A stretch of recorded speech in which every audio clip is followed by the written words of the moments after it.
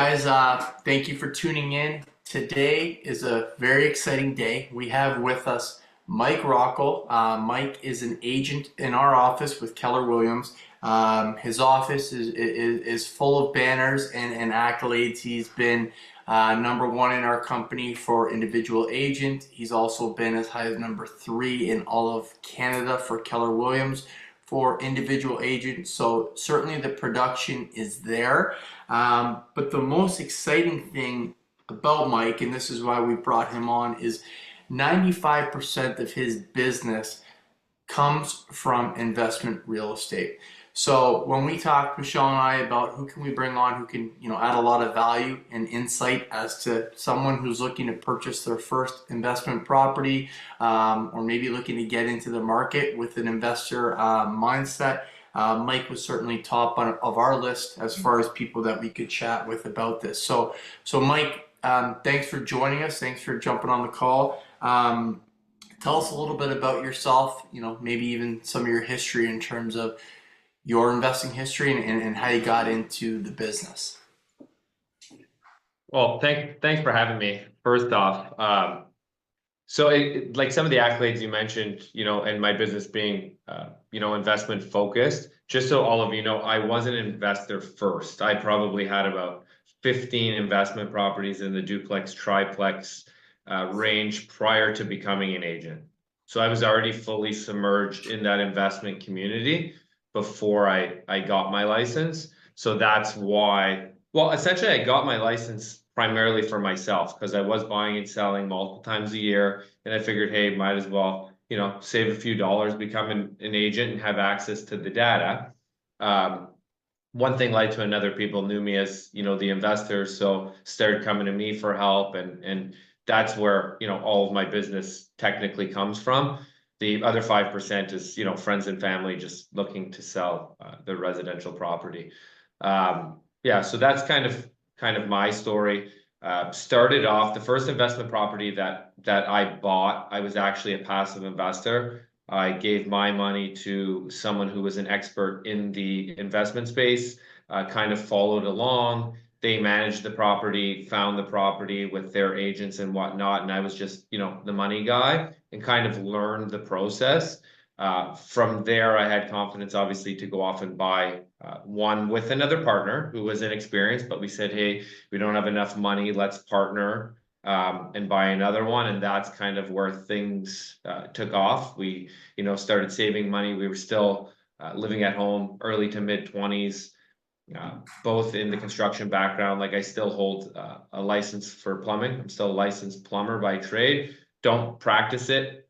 Well, I say I don't, but in my own properties I do from time to time. But yeah, we're making a decent salary. Keep in mind, properties back then were mid to low 200s for a duplex or triplex. Yeah, and then from there, kind of things started really gaining attention. We had some friends' parents invest some money with us and buy properties together. And I think, as I mentioned, I think I was up to like 10 or 15 properties before I became an agent. Wow, so 10 to 15 properties on your portfolio before you even got licensed. That's pretty incredible. Mm-hmm. And what would you say now? How many do you have in your portfolio? So I'm just over. So I've shifted in 2014. I bought my first apartment building, which was 12 units. So I think right now I only have about 15 properties. 10 of them are apartment buildings. So the unit count is, I think, 151 units right now is what I'm holding. Wow. That's impressive. Mm-hmm. So, obviously that's where I'm sure a lot of people want to end up, but you got to start by starting. So in terms of just an investment strategy, why real estate for you? Well, to be honest, I just couldn't picture myself working like a 9 to 5 till I was 65 years old, right? And when I got into the construction industry, I knew it was high paying for, such a young age. Essentially, you can get licensed, make, $80,000 to $100,000 in your early to mid 20s. And I knew that I wanted to get into some form of real estate because I think it was somewhere in high school. I used to think if my parents had bought another house, they would have put one down payment, they would rent it out in 25 years, that house is essentially paid off, and they only put one down payment down. Like, why would I work till I'm 65 years old? So I had some interest in real estate. I don't remember how I got exposed to it or whatnot, but it just made sense. You buy a couple of properties, tenants pay your house off, and then in your 50s, you sell them. Maybe they're worth 500 to a million. You have an extra million or two over 25 years, and it's like I can retire early and have money to do what I need to do. I don't know, the 9 to 5 didn't make sense. And it was almost out of like laziness. Like, who the hell would want to work till 65 years old? Which I guess, piqued my interest. Yeah. Very cool. Now, question here, because again, for those that are tuning in, they might be in this particular situation where a lot of variables that can certainly be taken into consideration. But like from a buying criteria standpoint, if you were purchasing your first investment property again, what would that look like, and where would you start? Yeah, so in a lot of the conversations that I have too with newer investors coming in, like I try to dive into what they're actually looking to do, what their goal is. Like, do they want to build, a massive portfolio? Do they want to buy one or two properties? Do they want to have cash flow, or do they want to make the highest return possible? Right. So if someone's in their mid to late 20s or 30s and has a lot of disposable, like they're making more than they spend, but they can buy, in a neighborhood or community or town that doesn't necessarily have cash flow, but the appreciation on it's expected to be more, and they only want to buy one. Maybe that works for them, type of thing. It's close to maybe where they live. They want to manage it. They're hands on versus someone who says, no, I don't have disposable income. I need something to cash flow. I'm stressed out when I see the property. I want it in another province because I just want Mhm. someone to manage it because it stresses me out. Mhm. Well, those are two totally different properties. One's, could be in a different province. One can be in the city of Toronto. One can be, up in Sudbury, right? There's deals, I think, in every community to be had. It's just what do you need real estate to do for you? And sometimes there's opportunities where it doesn't necessarily cash flow today, but in 5 years might have more cash flow than something in the city because there's value. So if you're saying, I don't need the cash flow today, but I will in 5 or 10 years, well, that might even be a different strategy and property, right? And depending if you want to buy 10 properties or 5 properties in a certain time frame, you'll need them to have significant cash flow to then qualify for another one. Because if you're buying something that's running negative, it might hinder you in the future to buy more if you're just qualifying with you or you and your spouse or a friend or whatnot.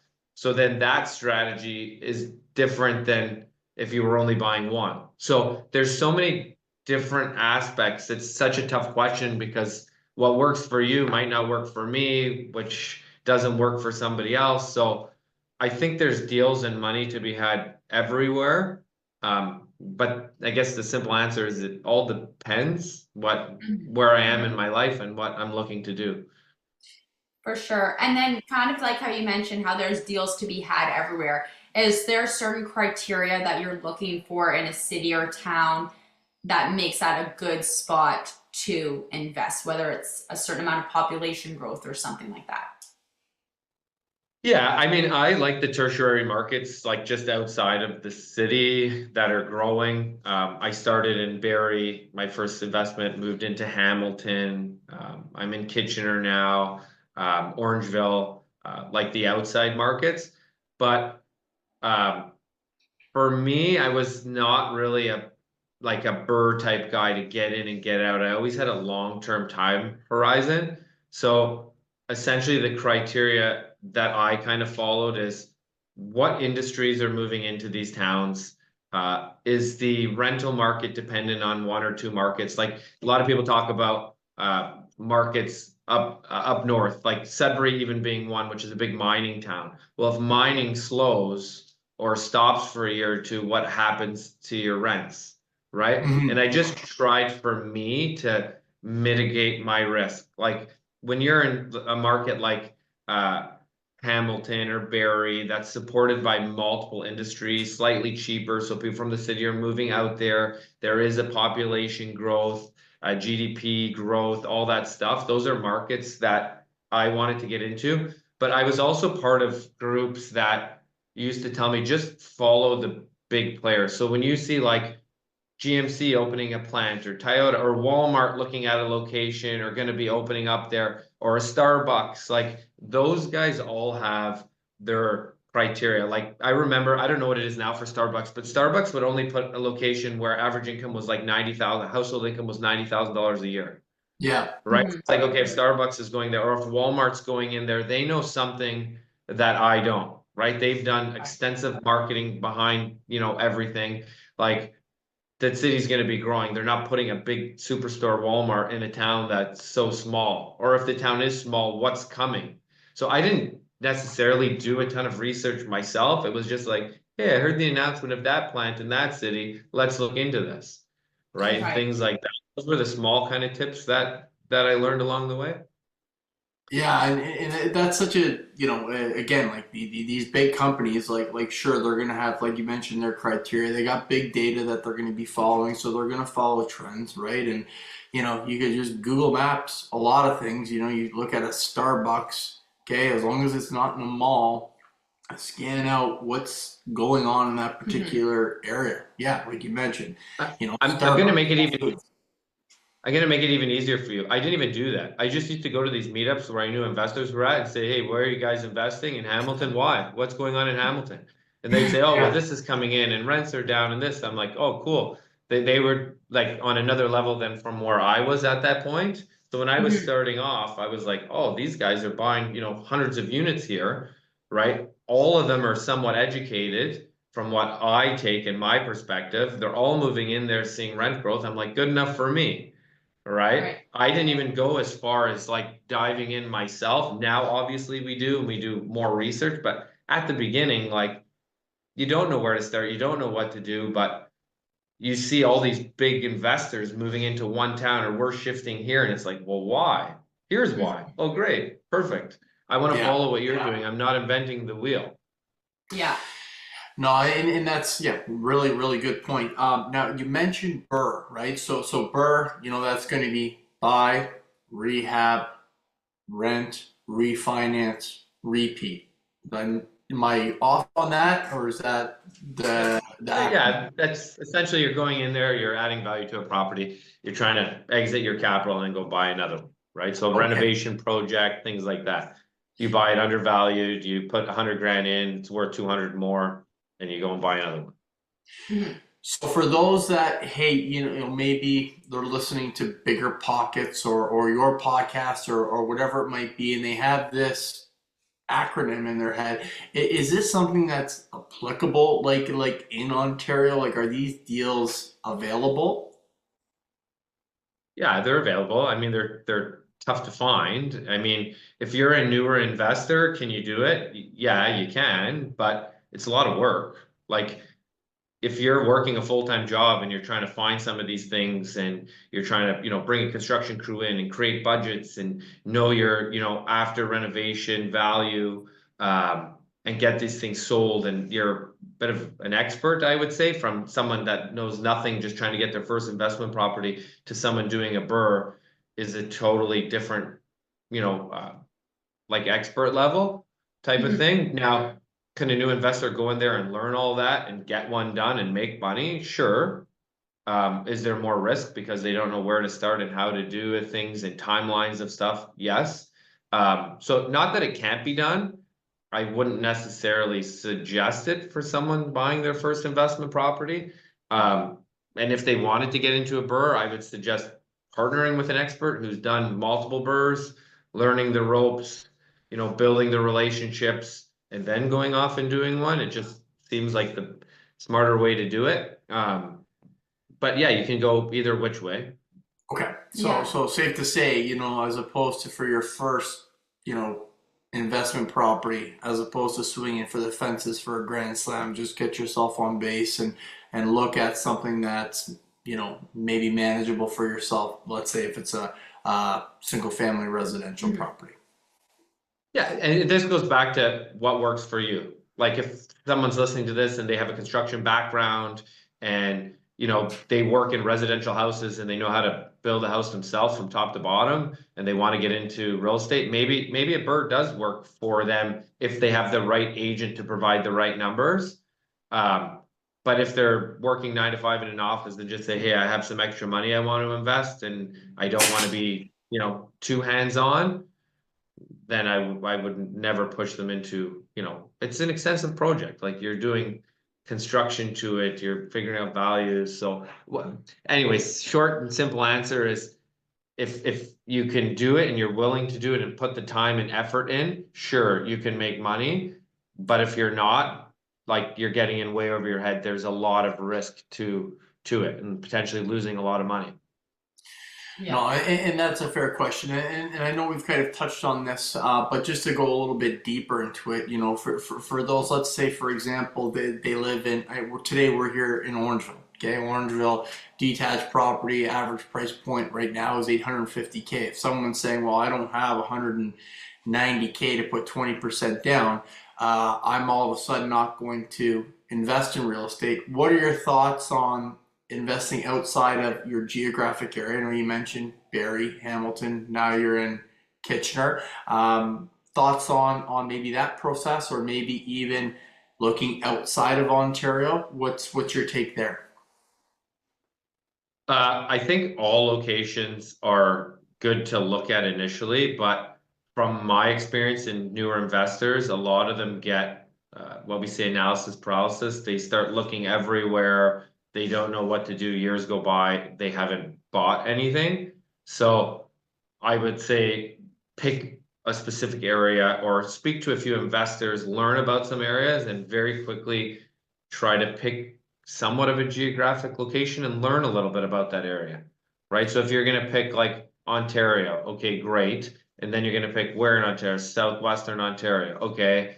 Then pick, okay, maybe it's a Golden Horseshoe area, or maybe you're going to zone in and kind of learn a little bit about that specific area. And when I say learn, I'm not saying go into research, but maybe, reach out to one of us and say, hey, I'm thinking about this area. Can you, give us 30 minutes to have a conversation or whatnot, and, pick our brains a little bit more in depth. And then I like, even when I've taught courses for, first time investors, a lot of it is your why. Like you're buying real estate, what do you need it to do for you? And really narrowing down. Do you want to be part of it? Do you want to be active? Do you want to be passive? What do you really want to do? And then kind of decide on an area. Because if you want to be an active investor and hands-on, well, clearly you're not going to be looking in Alberta if you live in Ontario, Right. right? And you're not going to be buying 4 hours up north. It just wouldn't make sense if you're going to save money doing your own property management and your own small rentals and things like that. You probably want it closer to home. And then you can kind of zone in on a location. In terms of your question about, average house price 850,000, you need X amount of money down. And I think we'll get into a little later too, but house hacking could be an option, partnering with a potential friend or family member who also is looking to, buy an investment property and having ideas to bounce off each other. Because let's get real, in today's economy, if you have 100 grand and you're looking at stuff that needs 150, like how long is it going to take for you to save that additional 50 grand? Right? So then you got to start looking at house prices. Where can I buy a house price that fits my budget? And what does that market look like, and kind of narrow down. But at the end of the day, you need to say, I have this much, or I'm going to save this much in a short period of time. This is what it can buy me, 100 grand, your $500,000 to $600,000 property. This area is a property that works for me, and kind of map it out that way, if that makes sense. Yeah, no, Absolutely definitely. it does, for sure. And I guess when it comes to analyzing a property, like cash flow and appreciation, I think a lot, like you said, would depend on kind of their goals. But what sort of things should people be looking at from that regard? Yeah, so what I see a lot of people do when they're starting out is they don't factor in any contingencies at all. So yes, they'll get all the property tax, they'll get all, you know, utility costs, mortgage costs, house insurance costs, and say, okay, that's 2,500. I'm renting for 2,600. Great, it cash flows $100 a month. But if you plan on owning this property, like in the reality for 5 or 10 years, you're probably going to have turnover. What about a vacancy loss? What about any sort of contingency for repair and maintenance? Right? You know, let's get real. You're buying a slightly older house, 10, 15 years old. Like, has the roof been done? If you plan on owning that for another 10 years, does the roof need to be done? Does the furnace need to be done? Like, at some point, you have to, you know, factor these things in and say, okay, it's probably not going to cost me 2,500 on average. It's going to cost me 2,800 on average. Once I factor these things in, I need to rent it for 2,800 or more.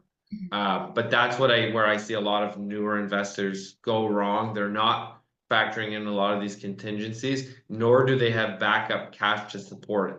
So when things start going wrong and they're coming out of their own pocket where they're already tight and they just can't afford it anymore, that's where the stress kicks in, right? The fear kicks in, and you know, they just get overwhelmed and decide to sell, right? And if it's done in a short period of time, like we've seen in the last few years too, values have dropped, right? You're selling now at a loss. And a lot of people say, oh, real estate's not for me. Like the tenants left, they damaged the property. I don't have cash to replace this. And it's like, okay, if you look at it over a long period of time, factor these things in, even if you had $10,000 repair and maintenance and $10,000 vacancy loss, over the course of 10 years, if you're making, say you're projected to make 200,000, if at the end of 10 years you only make 178,000 because you had, you know, 20 plus thousand dollars of, are you saying I'm not doing it? I'm only making 178,000, not 200? Yeah. No, you'd say, of course I'm still gonna do it. But when you're in it, you're saying, oh, money's flying left, right, and center. Like this isn't for me, and the stress kicks in. And that's kind of another fear mitigation, which you kind of need to factor in. And when you factor it in at the beginning, the stress isn't there because after 5 years, you say, oh my God, we didn't need to do the roof. This is great. Right? Versus a roof breaking in year 7 and saying, where are we getting $10,000 to redo the roof now? Right? It's a bit of a different mindset. And I think, yeah, like I said, once you have that up front, you're expecting it, you've prepared for it, and it relieves some fear and stress throughout the process. Yeah, and again, like you know, Michelle and myself, obviously our team, you know, we primarily focus on the end user. Yeah, we have helped people that invest, but even you know yourself, you know, early on, you property analyzer, right? It's you don't have to be a Excel wizard. It's a pretty simple plug and play spreadsheet that outlines all of this, right? So can you tell us a little bit about, you know, the property analyzer tools, and is this something that we would be able to pass on to anybody that would have interest in terms of looking at these numbers, just forecasting kind of unforeseen potential problems? 100% yes, you can pass off the analyzers, but the analyzers are very basic. Like everyone overthinks it. It just says, here's the purchase price, here's my down payment, here's all the expenses, utility costs, you know, property tax, mortgage, whatnot. All contingencies, like we factor in like a 2 or 3% vacancy depending on the time in the area. We factor in a repair and maintenance cost, which varies depending on, like if the house obviously is a newer styled house, 2, 3 years old, you might put a lower repair and maintenance cost. We're typically putting on average about $1,000 per unit per year, right? So you're buying, you know, a triplex, maybe you're $3,000-4,000 in maintenance costs. You might have some snow removal, some lawn maintenance, some touch-ups throughout the house and whatnot. We typically factor in a 5% property management fee. That's me. If it was a new investor, maybe bank on 8 or 10, they range. But after those contingencies, after the vacancy of say 2% that we factor in, after the repair and maintenance cost, after the property management cost, we still want the property to show a positive cash flow, right? So now if you are going to self-manage, all that is extra cash, essentially. Right. Right.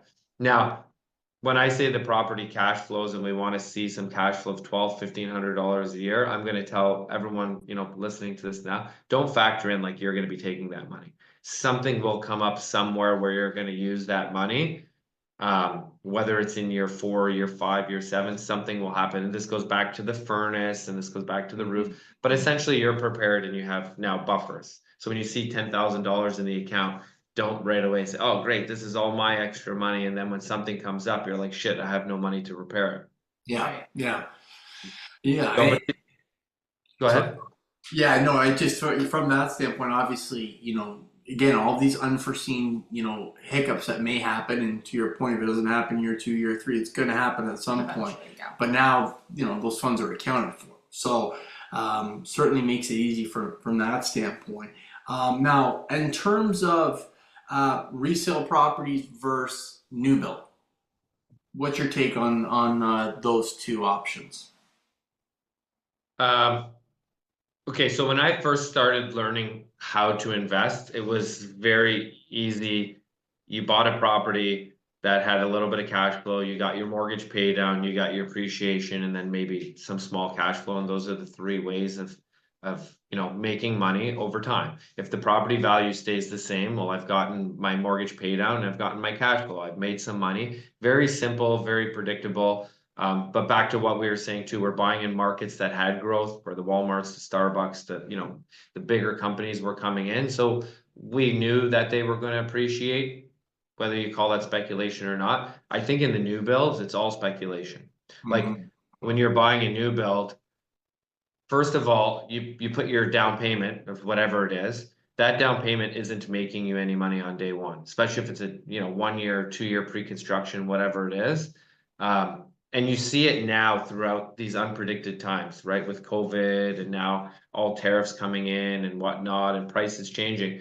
People are walking away from their deposits because they bought these pre-construction condos or pre-construction houses for X amount. Now they're selling 100,000 less. So they're walking away from deposits, right? Had you have bought a resale, well, who cares if the price is down? Your rent is your rent, your mortgage pay down is your mortgage pay down, your cash flow is your cash flow, essentially. You're still making some money and you can weather the storm, right? Qualification comes into play too. Rates went up, right? Can you even qualify for these pre-construction homes anymore? Right? And you've seen a lot of people not being able to qualify. When it's good, it's good. You hear stories, oh, a guy bought a house 6 months later, closed on it, went up 100,000 or whatever. Can that happen? Sure, that can happen. People who flip homes, they make a lot of money. It's great, but that's a lot of, speculation involved there, right? It's not, and even flipping, just to change topic a little bit, flipping, I'm not so sure I even consider that investing. Like you're pretty much buying a job. You're going in there, you're working, you're creating equity, you're selling it. That's not investing money. You're just creating a job essentially. Right.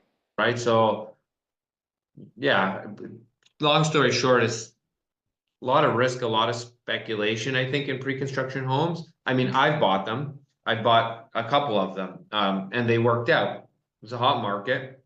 Everybody kind of could predict a year or two out where things were going, things were good. But then you have COVID come in and nobody could predict that, right? So can you weather the storm? Are you forced to sell? And don't get me wrong, you could make a lot of money. There's just more risk. And are you willing to take that risk? Right? If you were to lose a little bit of your initial deposit, or not necessarily lose, but have to weather a storm, could you do that and just hold it long term? Yeah, that makes sense. Yeah, so I think a lot of what you're saying is kind of preparing for the worst in these situations. And kind of to switch over to the other side in terms of financing options, I know that'll be a big question for a lot of people is how they do get financing. If they don't have the money, what are options if they want to partner up with friends or family to purchase a property? So what are some ideas that you have there? Okay, so on top of partnering, there are, B lenders, credit unions, and things like that. The problem, and we've seen it over the last 24 months too, is just getting over leveraged. Once you're over leveraged and like you have 100 grand, you put $100,000 down, you've tapped yourself out, like that becomes scary. Let's get real. Something happens, you have nowhere to turn. Mhm. right? You lose your job or a tenant leaves, like it puts you in a really tough position. So I don't know if I would over leverage. And just on another note, I see people, they buy properties, they try to get max leverage and then say they need more cash flow. Well, why are you trying to get such a high leverage if you're looking for cash flow? Maybe put 25 or 30% down in a market that is a lot cheaper. So for me, what I would suggest if I was their realtor, if they're buying a, $750,000 house and they need $150,000 down payment and they could pull it off, but they're going to be strapped. Why not then buy like a $500,000 house for 100 grand Mhm. and keep $50,000 aside or whatever, or $25,000 aside. So if something happens, you're more than protected. You just keep the property long term. It makes money and you have very little risk. If the roof goes, the furnace goes, all that goes, that's fine. You're good, right? Mhm. The other thing that I've done too is I've leveraged to the max, but I know that I had a home equity line of credit Mm. in my personal house that if something were to happen, I could weather the storm, but I wanted to leverage up because when I would put it into the analyzer, my return would be higher because I'm in for a lot less money, right? But I always had that I have somewhere to turn. I'm not worried if a roof goes or something happens, if a tenant leaves, there's money there somewhere. Mhm. Because let's get real, and we've seen the market over the last 100 years. If you're never forced to sell, you're not going to lose money. You just might have to hold the property another 5, 6, 7 years, right? The people who lose are forced to sell, Hmm. Right.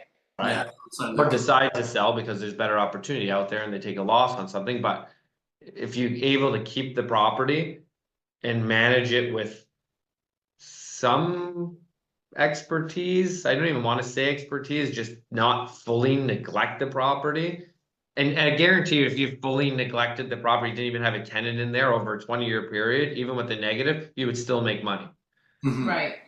Right? If someone did that math, just holding a property 100% vacant, getting their pay down still, because they're the one fronting the mortgage, they'd probably still make money over any 20-year period if someone actually did that research. So how can you lose if you keep enough money to hold the property, if that makes sense? Mhm. No, that makes perfect sense. And again, just in terms of, let's say, strategy, is there ever going to be, well, there's going to be like disposal of an asset. So at what point will you sell, an investment property and cash out?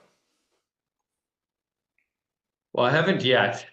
The only properties I've sold were to level up into something else, but because I've always had an income, right? I was working, kind of living at home as a plumber, then became a realtor. So I had income there. I haven't really sold and took profit, but the it's gonna be a different question for everybody, Yeah, right? Like if someone wants to sell in retirement or sell when their tax, is gonna be less because their income is down or whatnot. Um, that's such a dependent question. Maybe someone's sure. just looking to get in because they want a down payment on a cottage, so they want to make 100 grand, then they don't want to invest in real estate anymore. Who knows? Who knows, right? But there's other things to factor in too, right? Capital gains, realtor fees like disposition costs and things like that, which sometimes people don't factor in, right? Yeah, So that that's makes. all part of an analyzer as well. So. Yeah.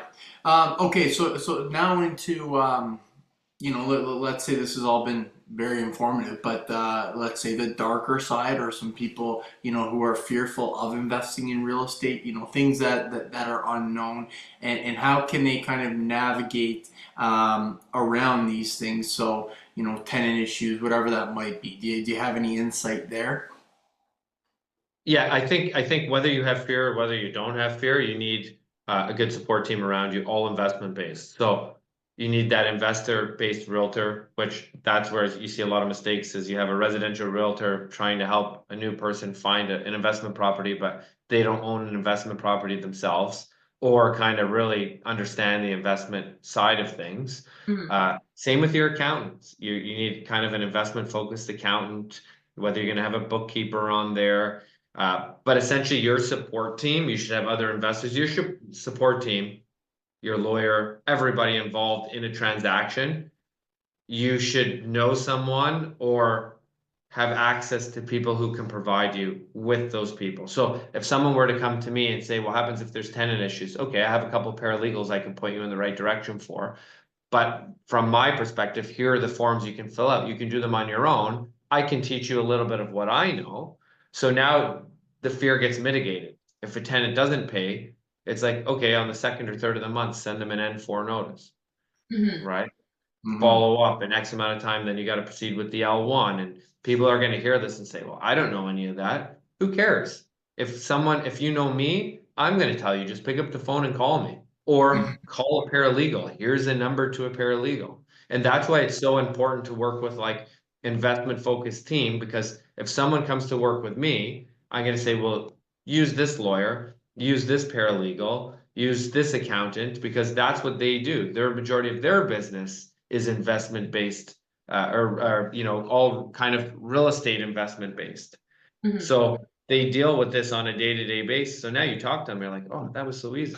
Actually, you don't even need to do anything. You just need to make the call and say, here's their contact. Can you handle it? Yes, it's going to cost you some money, but at the end of the day, everybody involved in a transaction should be investment focused, right? And I told you guys a story earlier, but like we had an issue with one of the properties, and thank God the insurance broker I had structured it how it should be structured for rental properties, or else I could have been in some big trouble. So even from the insurance, it's not just as simple as going to get insurance on a property, right? Right. There's certain questions that need to be asked and things like that, so you're protected if a tenant were to do some damage to a property. Does the insurance cover your monthly rent, and for how long, and whatnot?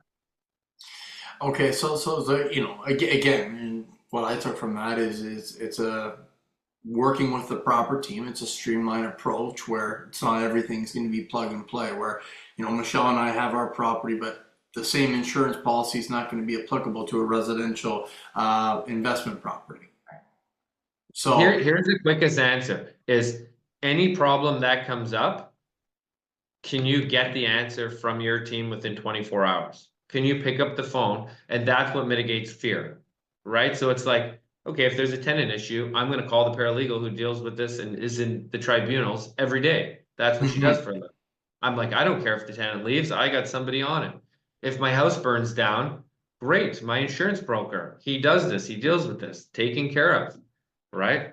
Same with like your lawyers and realtors. This happens, you know, no problem. One phone call away or a couple phone calls away, maybe somebody knows someone, then there's not much fear involved, right? You have now contingency money for something to happen. Your roof goes, your furnace goes, and everything that can arise with tenant issues, you have covered in a phone call. It's like you can breathe now. This isn't so scary. I'm working with experts who do this every day.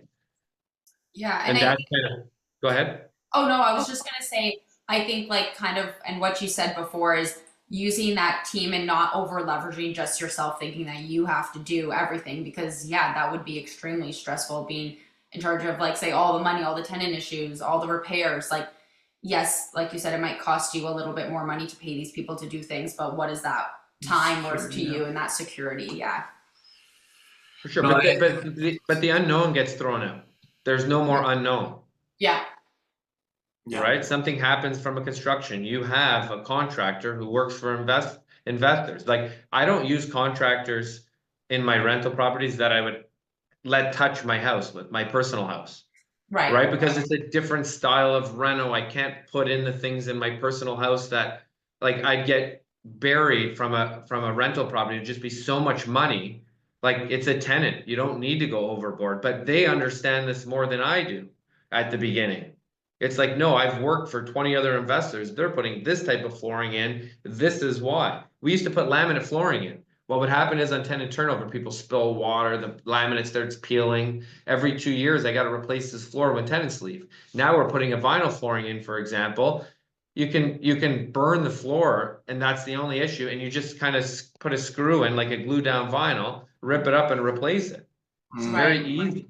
you might spend $1 more per square foot upfront, but your cost over, like, I didn't know this stuff. Contractors were telling me, hey, I worked with these other guys, they have a ton of units and this is what they're doing. Great, put it in my unit. Right. And that's the point of having everyone, investor focused. Yeah, no, and again, surrounding yourself with the right people. Again, you don't know what you don't know, and if your cousin's a realtor and says, "Hey, I can get you a property," you may be faced with a lot of these implications. So yeah, surrounding yourself with the people who have the knowledge and resources obviously is going to make it easier. Now, another avenue, just to kind of switch gears here a little bit, somebody who's listening and saying, "Oh, this is really great, but I just don't have the liquidity in terms of funds. Maybe they're not in the real estate market." What are some other avenues where people can invest in real estate, but they don't have 25, 50, even 100,000. So is there options for people to get involved in real estate investing without purchasing a property, let's say in their own name or whatever that might be? Yeah, there's so many different avenues. Like we have a real estate investment trust where we raise capital. But essentially, even at the beginning when I was just starting off, I was raising capital from friends and family and people close to me. But essentially, yeah, we're always looking for money to buy more apartment buildings and whatnot. So what we do is we raise capital, kind of unlimited. We're bringing in money. When we get a certain amount, we go off and deploy it. So you can do that in multiple ways. Like there's guys out there looking for money all the time to buy properties. They're experts. You obviously own it with a bunch of people, but you can get in for as little as $5,000 essentially. And in a lot of the real estate investment trusts, ours included, you can do so with RRSP money, TFSA money. It's a registered vehicle. Right. So if people say, hey, I don't have enough money, I only have $5,000, I want to get started, they could have exposure to real estate for as little as $5,000. And I guess that would be good for people who also want to be more hands off in the real estate as well, I would assume. Yeah, they're 100% hands off. And you see, I don't know if you guys see on your social media, but there's a lot of ads going out like invest in real estate without the landlord headaches. You're not dealing with tenants, you're not dealing with nothing. You have exposure, your own X amount of percent of a property, and you're 100% hands off and passive. And how do those work? Like, do you get a check every month from cash flow, or do you only get something once it's sold, or what does that look like? So there's so many different real estate investment trusts out there, some of them with higher returns, some of them with quarterly distributions. So they're paying out, 4, 6, or 8% on a quarterly basis. There's some that pay out on a monthly basis. There's it gets very convoluted, but there's other where you can reinvest your cash flow to buy more of the real estate at a discount. Okay. So if you're reinvesting your cash, you're buying more of that property for cheaper. It's very kind of complex. You'd have to dig in and really learn more about it. But to answer your question, yeah, you can get in and get monthly checks essentially if that's what you're looking for. It's typically pooled with multiple properties, so you're not just, kind of mitigated to one property. If that property didn't perform, you're not making as much. It most likely has multiple apartment buildings in there, so limited risk in that sense. And in a lot of cases, not just in Ontario, there's funds who have, across Canada and whatnot. So if you do want exposure to other markets, you can get some small exposure, through investing one time in one real estate investment trust, essentially. That's awesome. And then just with respects to, you and your team, anything specific that you guys are working on that might be informative for people that are tuning in? Okay, so yes, I'm going to get into this. I wanted to touch base on something a couple questions ago. All this stuff we're talking about is few and far in between when tenants are leaving and damage is happening. Like, it could happen. It does happen. Doesn't happen often. Right. Doesn't happen. Like, it's not every second tenant isn't paying their rent and you have to go to the LTB. Because we touched on fear and we're talking about all this stuff and we're potentially scaring, first time investors or second time investors. It doesn't happen all the time. We're talking when it does happen, if it happens. Like I think my first 40 units, nothing happened. Right. I was expecting it to, because I'm saying, hey, on scale, like I'm buying so many, something's bound to happen. I'm ready for it, and nothing happened. It wasn't until later and years after. Like if you were to buy one duplex, like the chances of somebody not paying or something damage happening, like is probably not going to happen. But the fear of it is there. So I just want to touch on that because I think, and you guys could disagree, but I think we made it sound like this happens in every rental property. No, for sure. I agree. Like I think it's you're prepared for those things happening, but the chances of it happening are not that high. But at least if in the chance that it does, you're not strapped for cash or thinking you have to sell immediately or anything like that. No, and I think these are all valid points, right? And just maybe to resonate with people more, obviously, Mike, you're doing a lot of really big things, like 150 plus units. Where Michelle and I, we do have investment properties. The ones that we do have, these guys treat the house probably better than what we would, right? Like they you got one guy who's put he's finished the garage, like he just loves it. So that's been fantastic. The only real horror story that we've had from our rental experience has been I got burned for $300, right? Like, and it was over like a deposit. So big deal. We sold the property. We did very, very well on it. Certainly not going to cry over $300. Outside of that, the guy was a great tenant. Mowed the lawn. Again, a lot of our process, and maybe you can touch on this before we talk about what you and your team is it's the vetting process in terms of what goes in before you hand over the keys to that particular tenant.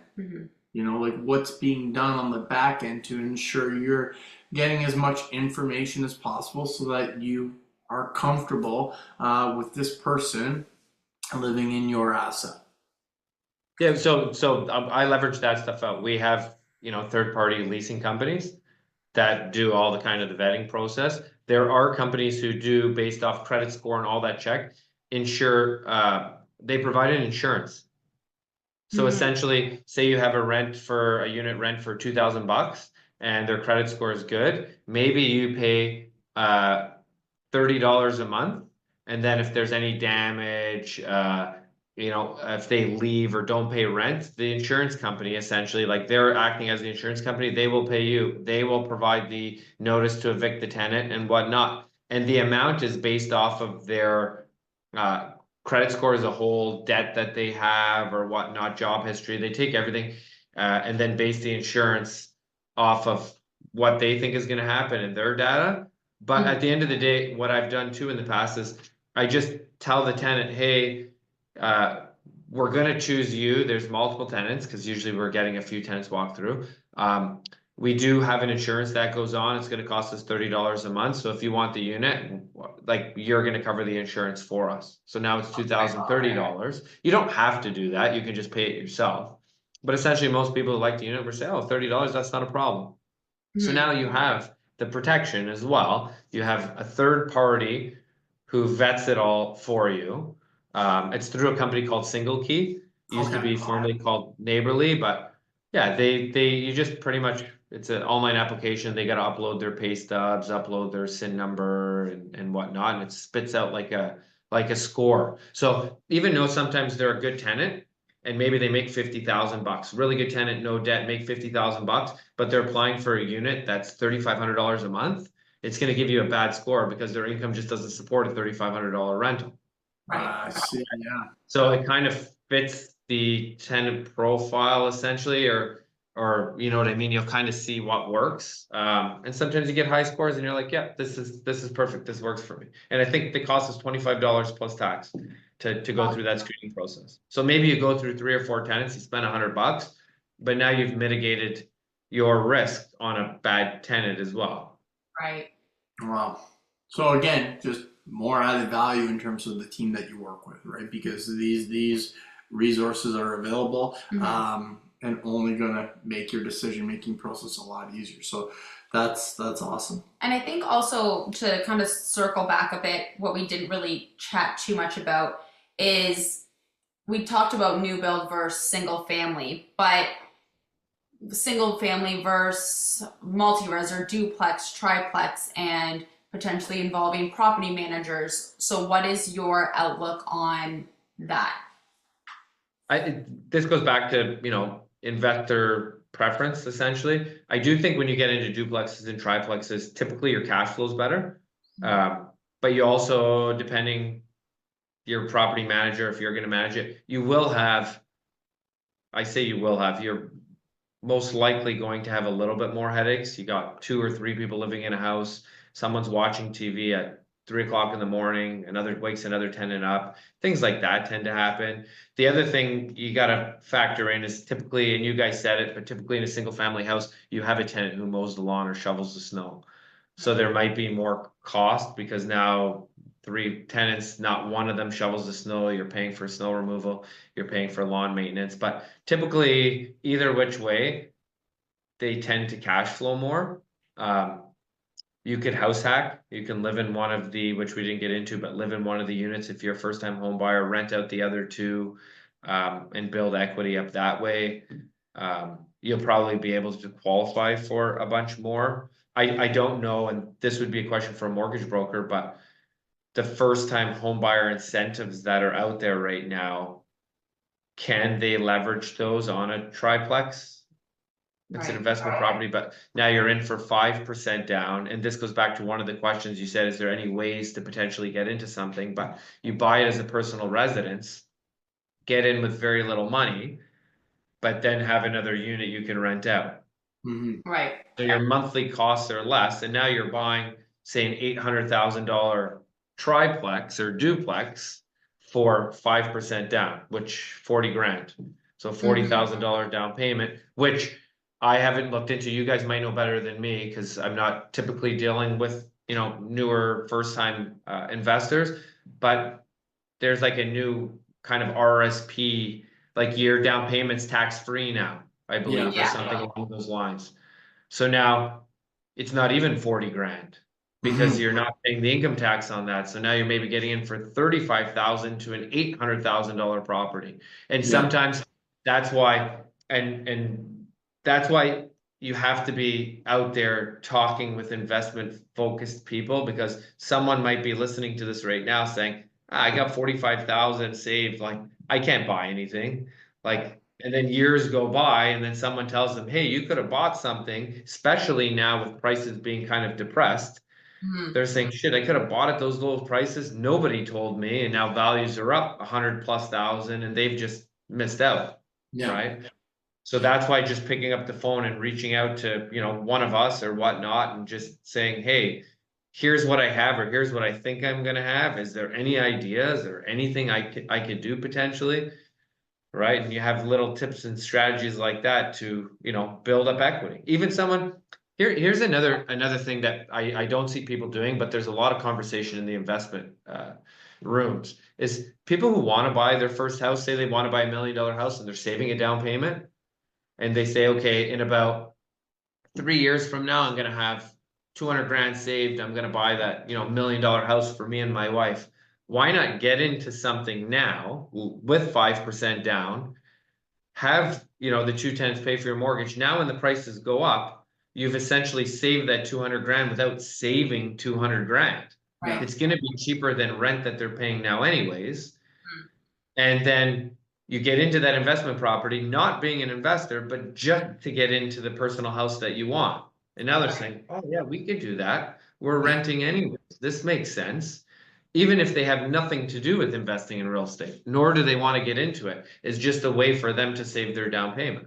For savings, right? And the money's working for you. So, those are conversations that we have often, specifically people that are looking for, hey, I need to be in Toronto, but I can't afford Toronto. Well, what's another avenue that we can get into the marketplace, have our money work for us so that, in 2 years from now, you're in a position where you can afford that Toronto property. Yeah, and I feel like a lot of people are in the mindset that I need to get my first house first before I buy an investment property, and that's not necessarily true.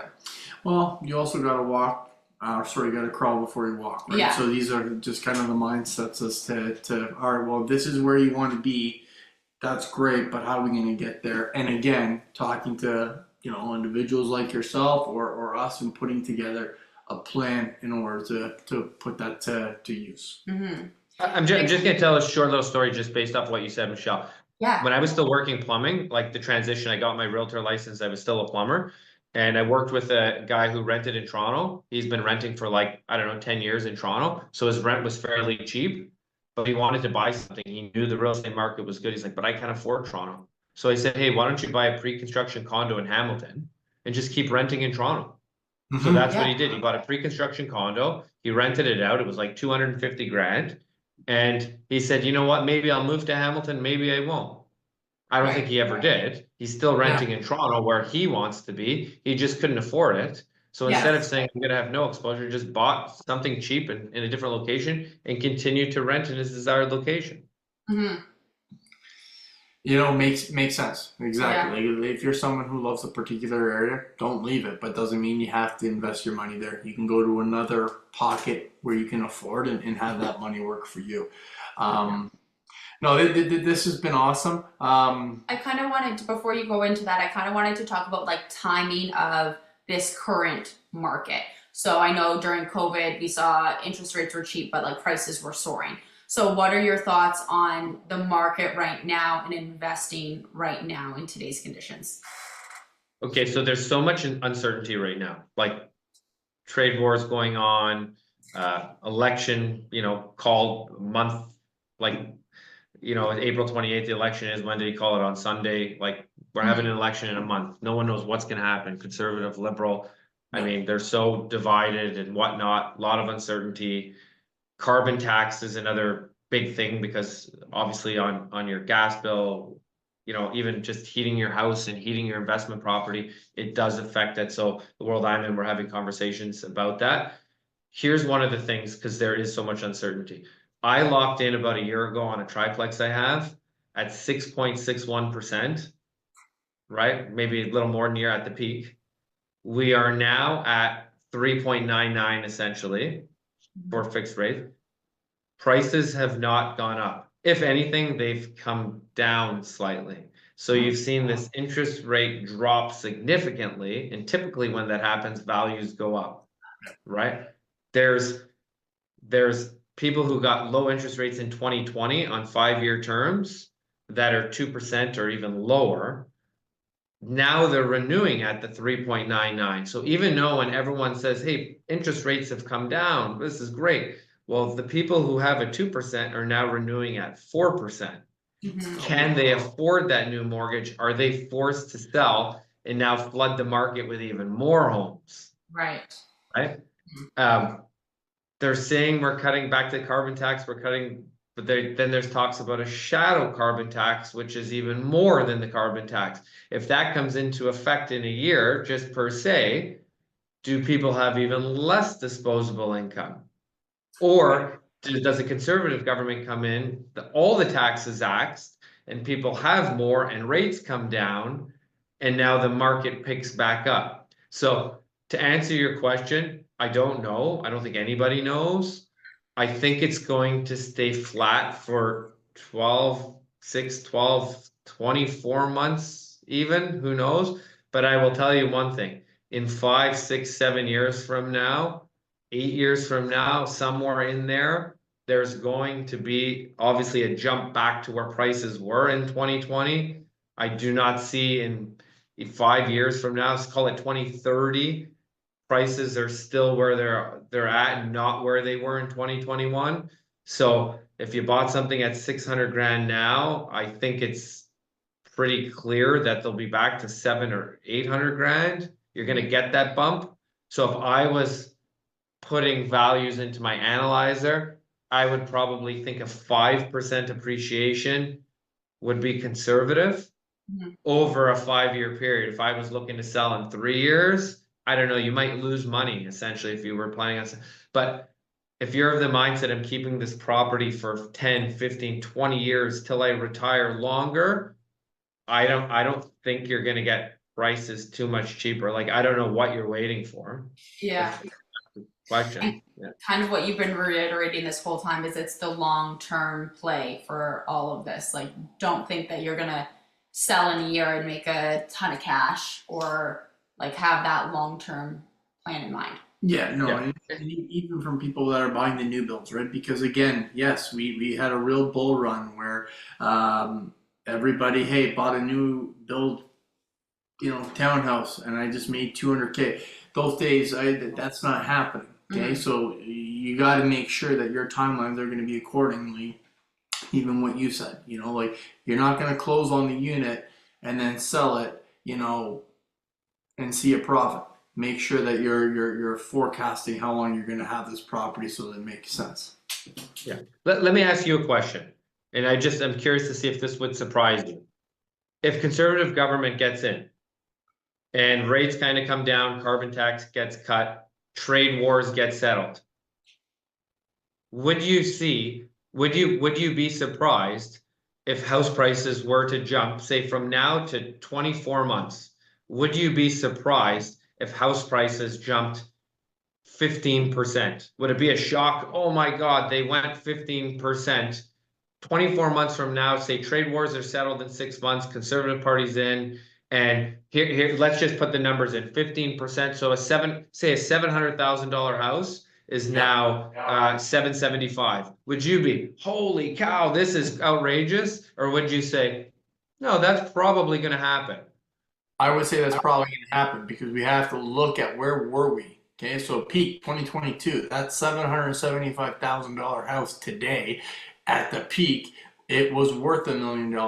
So if we saw an increase of 15%, we wouldn't even be, it would be closer to the top, but we certainly wouldn't be there. So we've come down so much from 2022 that if we started to see the market rebound and go up, it would not be shock. And we have to look at unprecedented events, okay, like same type of thing, COVID, what happened?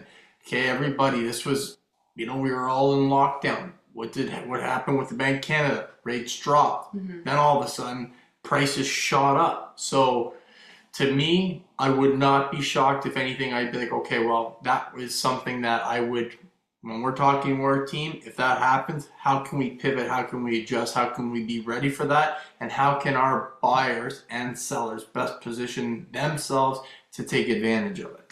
And I even think from a pent-up demand standpoint, like right now, there's so many people on the fence and just waiting to see what's going to happen, that I think if that does happen with the conservative government, I think there's going to be a rush of people coming in, which is going to jack up the prices. So 7 to 775 in 24 months is pretty conservative, you would say.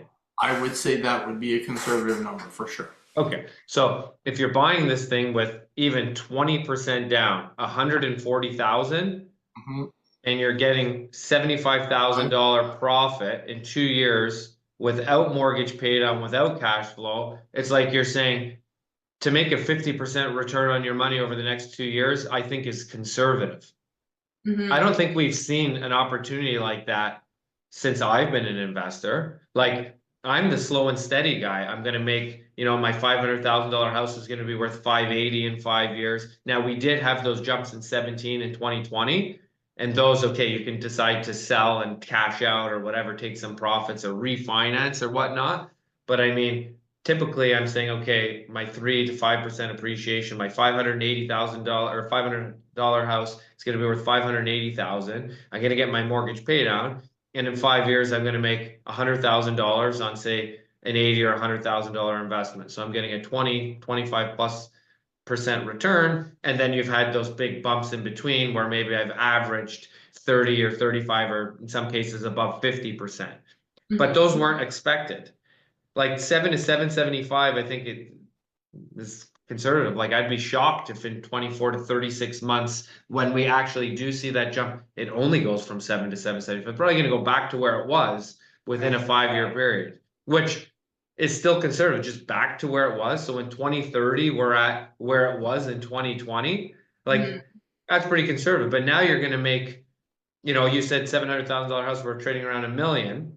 So now you're gonna make $300,000 on a $140,000 investment, which is 200% plus mortgage pay down plus cash flow. And that would just be, hey, house prices come back to where they were 10 years ago.